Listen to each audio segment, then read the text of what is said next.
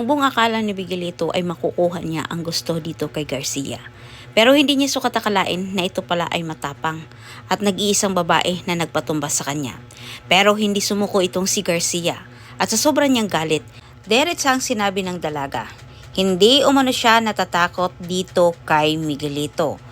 Pero ang hindi maunawaan ni Miguelito, ang mga salitang lumalabas sa bibig ni Garcia na ito ay nagpapahiwatig na ito'y tilang kakampi ni Tanggol. Hindi kasi nakapagtimpi itong si Garcia. Sa sobrang galit niya dito kay Miguelito ay nagawa pa rin niya itong ikumpara dito kay Tanggol. At samantala, bukod sa mga ebidensyang inilabas ng mga Mondragon sa pandadaya ng mga gerero, tinutulungan din nila Mersing itong si Tanggol. Sa gitna ng pagtulong ni Tanggol sa kanila, hindi sukat akalain ni Tanggol na sila'y nasundan pala ng isang reporter. Pero hindi ito tinakot ni Tanggol at hindi rin ito natatakot kay Tanggol. Bagkus sinabi niya kay Tanggol na gusto lamang umano niyang kunan ng pahayag itong si Tanggol.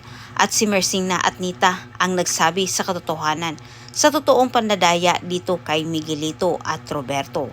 Dagdag pa nilang sinabi na totoong nanalo ay si Tanggol. Wala man umano silang sapat na ebidensyang hawak pero mapapatunayan nila na bumibili umano ng boto ang mga gerero. Kaya ang utos ni Jackie sa dalawang tauhan ni Miguelito, huli na sila na itumba patahimikin itong si Mersing at Nita sapagkat naisiwalat na mag-asawa sa media ang sa likod ng pagkapanalo umano ni Miguelito. Kahit nagpupuyo sa galit itong si Roberto, hindi na umano niya alam kung ano ang uunahin solusyonan sa problemang pinagagawa ngayon ni Miguelito.